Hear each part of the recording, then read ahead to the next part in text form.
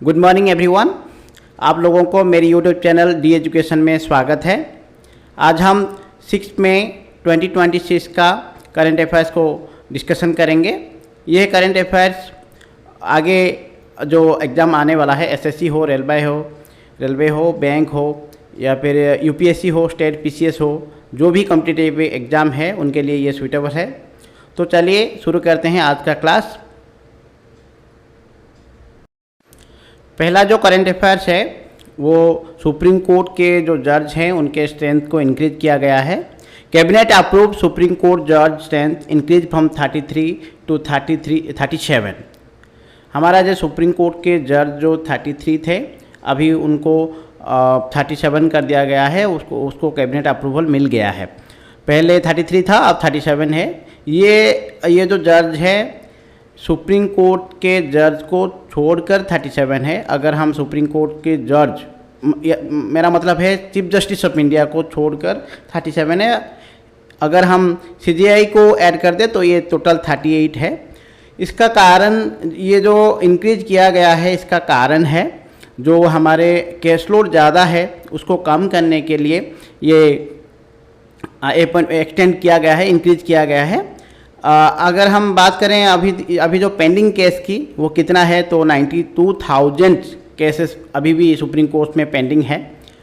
और इस इंक्रीज के दौरान जो 33 था, 37 जो जज हो गए हैं, ये इंक्रीज के दौरान जो एडिशनल एक्सपेंडिचर है वो भी बियर किस फंड से किया जाएगा? Consolidated fund of India.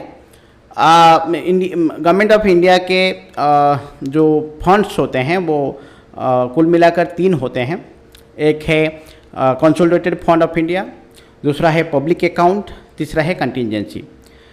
जो कंसोलिडेटेड फंड है ये जब बड़ा फंड है, इससे देश चलता है। मतलब जो भी स्कीम है बड़े बड़े, और जो भी 1 रुपये भी खर्च हुआ तो ये पार्लियामेंट में पास होगा बिल के दौरान और वो खर्च होगा।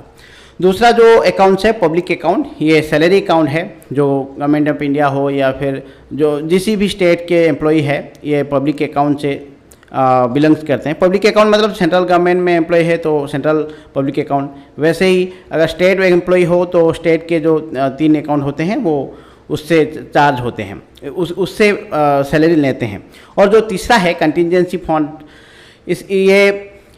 इसका जो अप्रूवल है, मतलब ये फंड की जो खर्च एक्सपेंडिचर करने की जो क्षमता है, इसे किसको दिया गया है? इंडिया में मतलब केंद्र सरकार में प्रेसिडेंट को दिया गया है और राज्य सरकार में गवर्नर को दिया गया है। ये किस सिचुएशन में ये एक्सपेंडिचर करेंगे?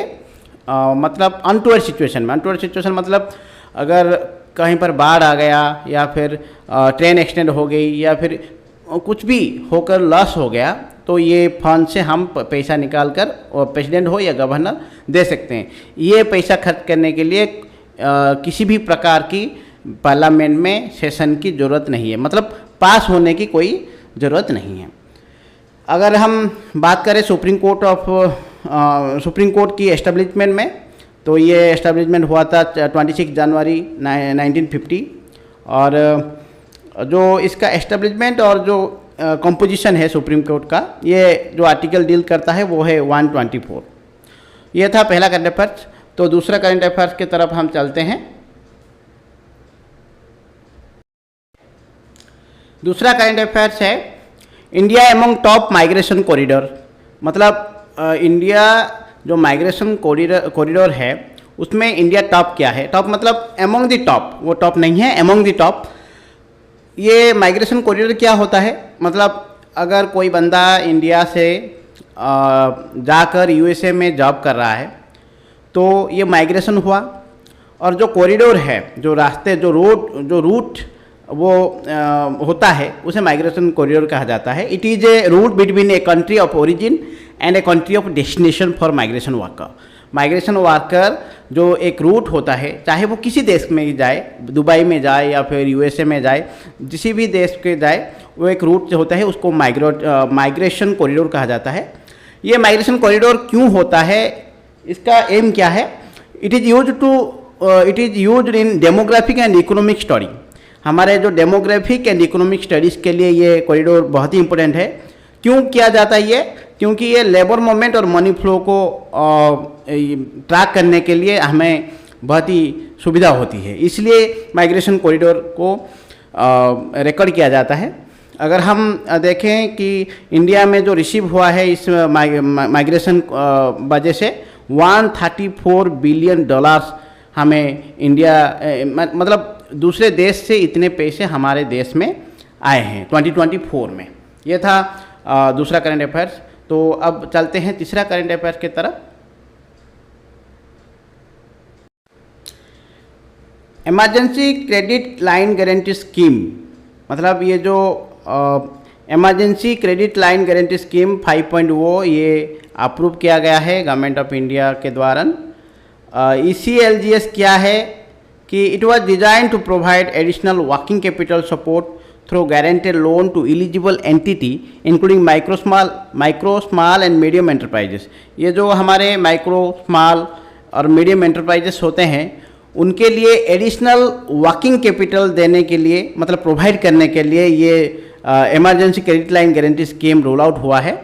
ये सिर्फ ये micro small and medium enterprises के लिए नहीं है, जो भी स्ट्रेस्ड बिजनेसमैन होते हैं उनको, बिजनेसेस जो होती है उनको ये प्रोवाइड किया जाता है। ये पहला कब रोल आउट हुआ था? ये पैंडेमिक के दौरान हुआ था, मतलब हमारे जो 2020 में जो आया था कोविड, उस समय हुआ था। ECLGS was first introduced in 2020 as pandemic era measure for collateral free additional credit to stressed businesses. मतलब ये कोलेटरल फ्री होता है और ये उन बिजनेस के को प्रोवाइड करता है जो स्ट्रेस्ड हैं, ये कोलेटरल फ्री रहता है।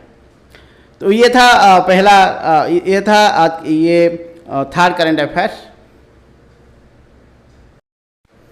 इंडिया के अंतर्गत एक नया रेलवे जोन किया गया है, south coast railway zone to begin operation in 2026। हमारे उससे पहले 17 जोन थे, अभी एक नया जोन ऐड हुआ है, उस जोन का नाम है साउथ कोस्ट रेलवे। उसका हेडक्वार्टर कहाँ पर है? विशाखापट्टनम में है, और ये इंडिया के 18th रेलवे जोन बन गया है। The union cabinet gave ex post facto approval to this zone, मतलब एक्स पोस्ट फैक्टो अप्रूवल दिया गया है इसको। एक्स पोस्ट फैक्टो का मतलब है it is a approval, a formal approval after an action already taken. मतलब ये एक फॉर्मल अप्रूवल है जो कि एक्शन ऑलरेडी पहले से ही लिया गया है, तो ये एक एक्स पोस्ट फैक्टो अप्रूवल है। इंडिया और Japan health care cooperation meeting conduct किया गया है। India and Japan hold health care cooperation meeting.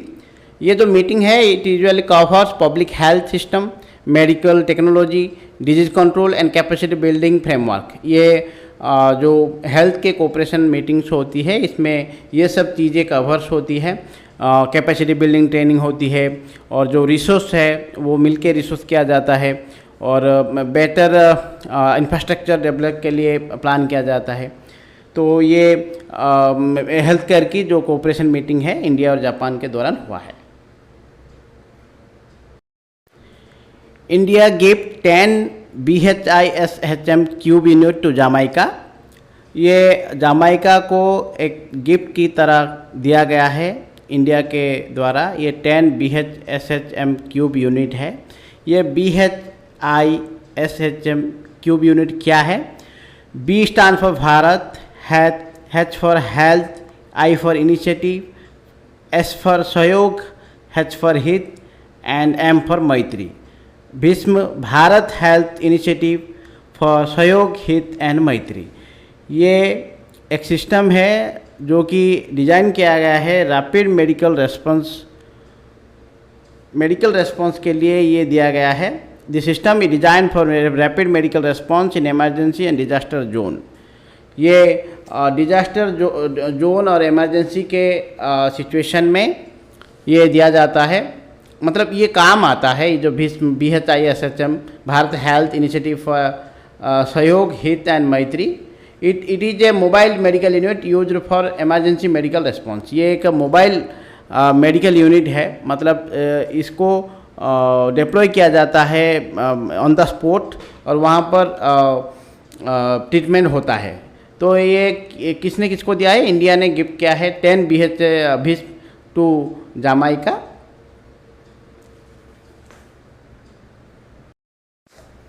ये करेंट अफेयर्स है। आनंद आरके और सुपन्ना शर्मा, ये दोनों जर्नलिस्ट को पुलिट्जर प्राइज दिया गया है। पुलिट्जर प्राइज के किस कैटेगरी में दिया जाता है? जर्नलिज्म के कैटेगरी में दिया जाता है। और हमारे इंडिया में जो जर्नलिस्ट थे आनंद आरके और सुपन्ना शर्मा, ये दोनों को पुलिट्जर प्राइज मिला है 2026 का। ये था आज की करेंट अफेयर्स।